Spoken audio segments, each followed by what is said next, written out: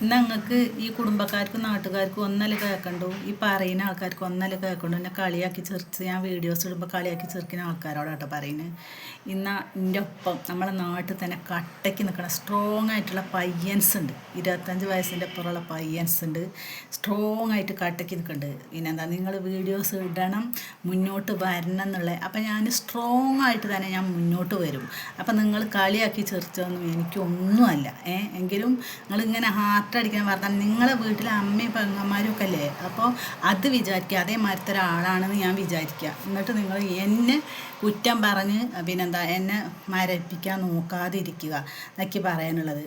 വേറൊന്നും എനിക്ക് പറയാനില്ല.